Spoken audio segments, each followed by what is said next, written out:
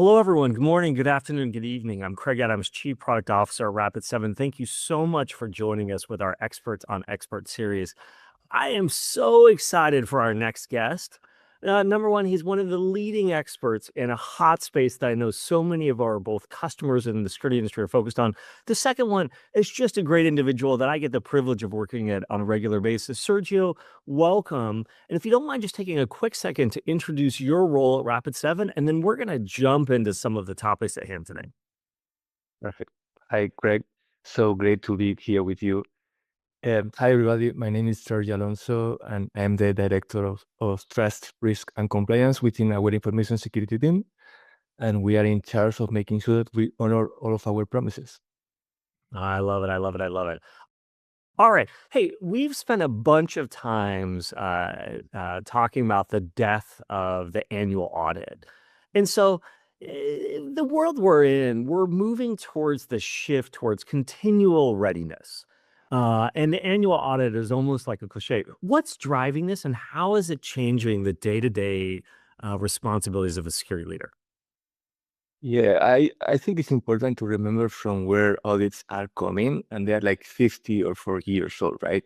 Banks, snapshots of statements. So we are still kind of moving away from that. With technology, everything is so different, right? You can't rely on an annual snapshot to certify that something is good, right? Everything is moving so fast and faster with AI. So we need to have live visibility on everything that is modifying the behavior of your systems. So just as we've seen some organizations treat the annual audit as a checkbox, we've also seen some organizations treat compliance as a checkbox. But with regulations like NIS2 and DORA now in full swing, talk a little bit why that approach is so dangerous. Well, first of all, accountability, right? Uh, we are so glad to work for a company like Rapid7. We have a global responsibility protecting everybody and everything, right? This is an honor, and this is because the companies we are supporting, they have big responsibilities in the countries and the industries they operate. Europe is leading, of course, the regulatory aspect of everything, and they are pinning out accountability on the top executives of the company to make sure that cybersecurity is treated properly. So that's the most important driver. Like, this is not something that if you make it happen is good. No, you need to make it happen to protect the commonwealth of your industry and your country. So one thing we often can see as a friction point is the gap between SecOps and GRC. So specifically, the gap between the people that need to do the work and the compliance team needing to prove that the work is being done. How are you thinking about bringing these two worlds together? Well, I that's a super interesting question because there is a massive shift, modernizing the way GRC is performed. Usually, GRC used to be a silhouette team that was translating snapshots once a year from technical teams to the auditors. And this is not good. This brings a lot of friction with your internal SMEs, right? Uh, GRC is improving, acting as a better translator between your technical SMEs and your external parties, auditors, regulators. And it's our moral responsibility to use all the right tools and capabilities to help our SMEs to frame the value that they provide to the organization to our auditors in a seamless way. That's our moral obligation, and at least we are trying so hard to make that happen. So let's talk about the world of regulations. So X years ago, we'll keep it undefined. It was pretty common for people to prove what they did just through the written policy. But now regulators are getting smarter. They don't want to just see that you have a policy. They want proof of effectiveness. What does good evidence look like in a modern security program these days? There is, at least in the US, a big thing with OSCO and codifying policies in your systems. So this is a good first preliminary approach to make sure that your policies are not just static documents, that they don't have any grasp on how your systems are behaving. So codifying your policies into your systems is the best way to prove that by default, security is applied in your configurations, in your pipelines, in your hardening guides. and everything is properly covered end to end.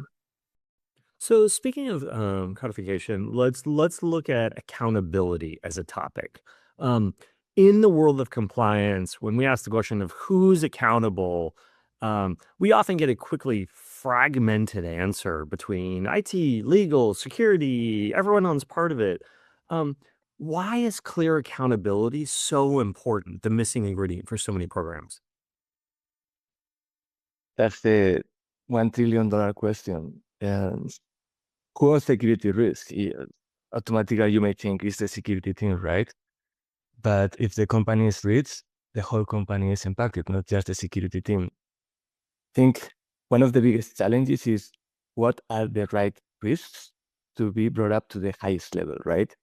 There is a reactiveness in the security world where we try to react to every, not minor finding, but to anything that is wrong happening in our environment, right? And this is a security responsibility to make sure that the right risks, which are material enough, are brought to the highest level. And a cross-functional group of executives should be making a decision about what is the best path around those critical risks, meaning resources are limited, we can fix everything. Sometimes it's even good to take some risks. It's good for the business, always with the proper due diligence. So important cyber risks that are impacting the company, the decision makers should be the top executives of the company, no doubt. All right. So every technical team everywhere is living in a new age of automation. And this is relevant to this conversation because if we're honest, for many organizations, the manual effort around GRC is just soul crushing. Everyone's looking at AI and automation to save the day. But walk us through the reality and the hype of how organizations are using AI well. That's another extremely important question. Uh, First of all, companies are dealing with technical debt, with multiple systems and setup. You have on-premise assets, you have SaaS, you have cloud infrastructure, you have physical assets, right? Those are just 4 or 5 big categories, and within these 5 categories, you have subcategories of complexity. So you can't really automate things at scale when you need to go through that complexity. This is where risk management is extremely important to identify your priorities, analyze the use cases, and where it applies, leverage AI to do things faster and better. With this mental model, I think it's way easier to figure out what are the top priorities that you should be achieving. You can't boil the ocean. Again, we have limited resources. AI is an amazing tool, but you need to really spot the right priorities in advance in order to make the AI usage effective. Hey, Rapid7, we're obsessed around how do we reduce risk. One of the things we look at in the world of compliance is that leaders often spend a lot of time reporting on compliance status, but that may not necessarily mean the organization by itself is safer. How do we shift the focus to meaningful outcomes? I always say that compliance is the floor, right? It's the minimum thing that you need to have in place. Compliance is agnostic of your environment, of your ecosystem, of the things that are happening in your company, of your business strategy. So this is where information security with the right executives and SMEs, we need to come together to have the right decision making. We need to make sure that the minimum requirements for compliance are in place and are a powerful lever to focus on the risk that matter the most. This only can happen through collaboration and with a strong business context.